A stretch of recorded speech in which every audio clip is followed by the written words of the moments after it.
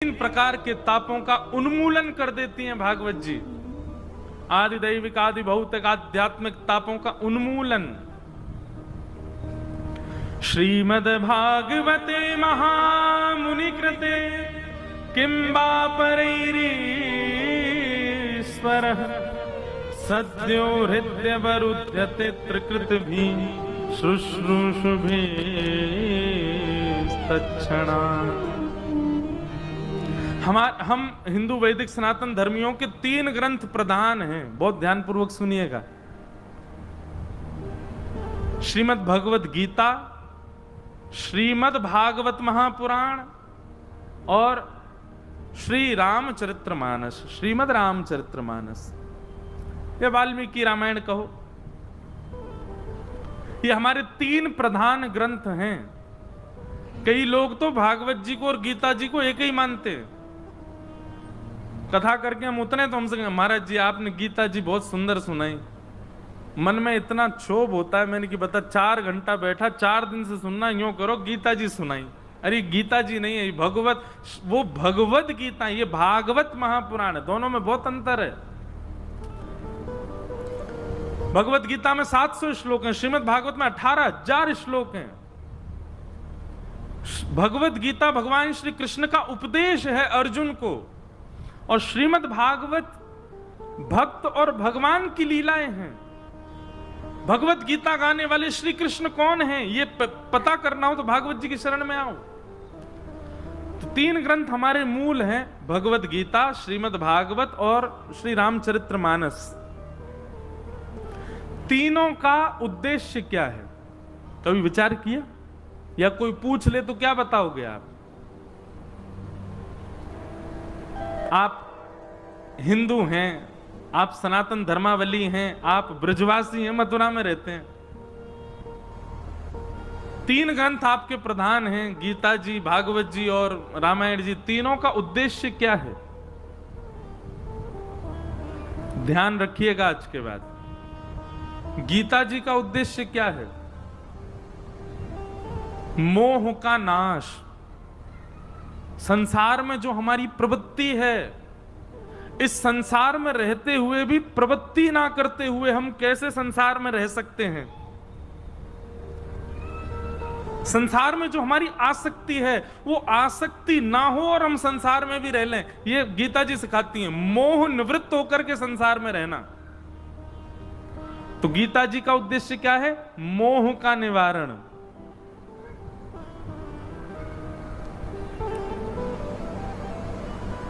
रामायण का प्रतिफल क्या है?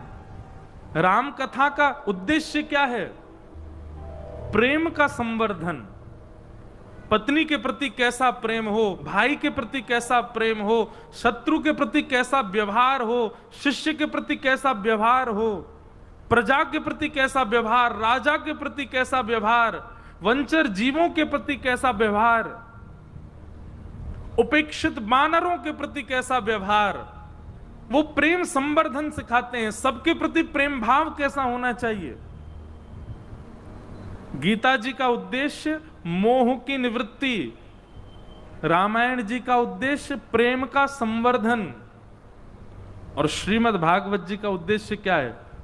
सद्यो हृदय वरुध्यते त्रिकृतिभिः। समस्त प्राणी मात्र के भीतर विराजमान श्री कृष्ण हैं, ऐसा पहचान मानव को करवाना। मुझको कहां ढूंढे रे बंदे, मैं तो तेरे पास हूं।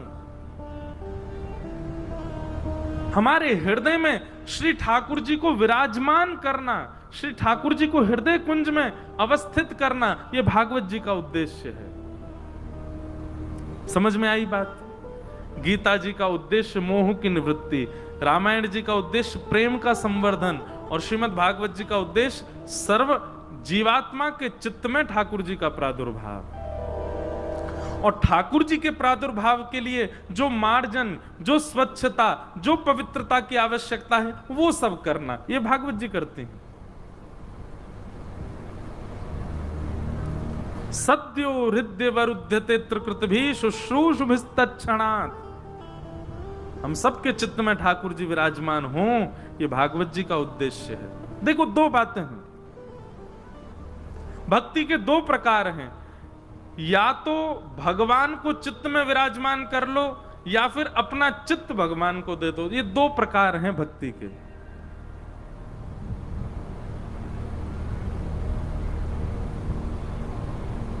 अब पहला प्रकार जो है कि भगवान को चित्त में विराजमान कर लो, ये हमारे बस की बात नहीं है, क्योंकि चित्त में बहुत भीड़ कर रखी है हमने। इतनी भीड़ कर रखी है, महाराज ठाकुर जी पहले ही घबरा रहे हैं, बोले भैया या में ना जानो भीतर। आज लड्डू आ गए कथा में।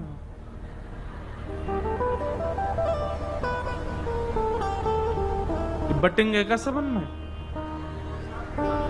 हैं? जय हो भैया, बड़ी कृपा। बस अब मैं कथा करूं कि मुंह में पानी आ रहा हो मेरे तो। धन्य। बोलो वृंदावन बिहारी लाल की। देखो ये है ब्रज। मैं तो चलो गयो कोर ज्ञान में, लेकिन ठाकुर जी ने सुई लड़ुआ भेज दिया, बोले भैया काय को ज्यादा ज्ञान दे रहा है, तू तो मीठी मीठी बात न कर। अच्छा अभी क्या है कि हम पिछले दो कथाओं से जो है इतनी रस चर्चा में गए कि अब हमारा मन हो रहा है कि थोड़ी ने करेला का जूस पिला दें सबको, तो हम ज्यादा ही ज्ञान में जा रहे हैं। पर ब्रज वही है महाराज, यहां छाछ के संग भी लड्डू खामे लोग, तीखी कचौड़ी के संग भी जलेबी खामे लोग।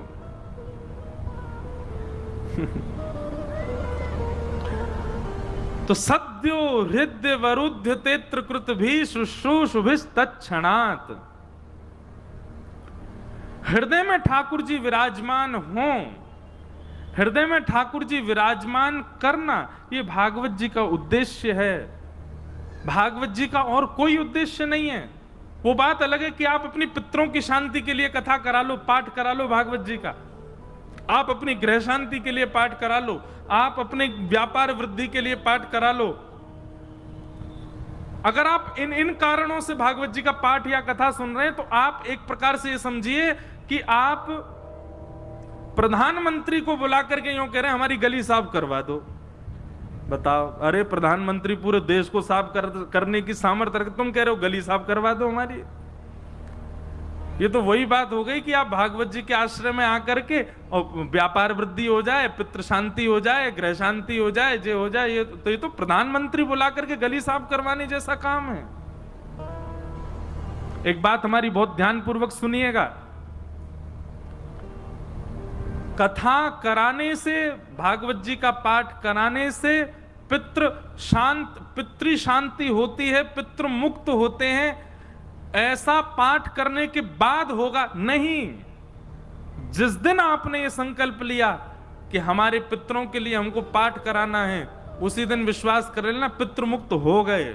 संकल्प जिस दिन मन में आया उसी दिन मुक्त हो गए।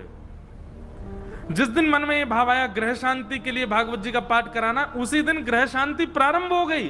पाठ अभी बहुत दिन है पाठ होने में। जिस दिन आपने मन में सोच लिया, विचार कर लिया, उसी दिन से काम बनने लगेंगे। हमारे वंश में सबका मन आनंदित हो जाए, इसके लिए हम कथा करा रहे। तो जिस दिन सोचो, अरे भैया शुश्रूषुभिस् तत्क्षणात्। मैं बार बार इस बात को कह रहा हूं, आप कथा में आइए मत, केवल सोच लीजिए कि कथा में जाना है। जिस दिन आप ये विचार कथा में जाना, उसी दिन ठाकुर जी कृपा करने प्रारंभ कर देते हैं। ये है भागवत जी। तो ऐसी भागवत जी से हम फिर संसार क्यों मांग रहे हैं? ऐसी भागवत जी से हम यही सब विषय क्यों मांग रहे हैं?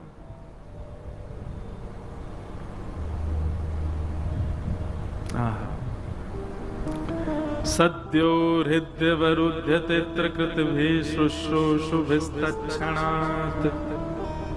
भागवत जी से मांगना है तो श्याम सुंदर को मांगो। भागवत जी से मांगना है तो श्री ठाकुर जी की प्रेम लक्षणा भक्ति को मांगो। भागवत जी से मांगना है तो श्री वृंदावन वास मांगो, ब्रजवासीन की सेवा मांगो, ब्रज रसिकन की सेवा मांगो। भागवत जी ये देने में सामर्थ्य रखती हैं। लेकिन हम तो ठाकुर जी की ठाकुर जी को छोड़ सब मांग रहे हैं भागवत जी से। सद्यो हृदय वरुद्य तेत्र कृत भी शुशुभिस्त क्षणात्। मांगा है मैंने श्याम से वरदान एक ही, तेरी कृपा बनी रहे, तेरी कृपा बनी रहे, तेरी कृपा बनी रहे, तेरी कृपा बनी रहे, जब तक है जिंदगी मांगा है मैंने श्याम से वरदान एक ही।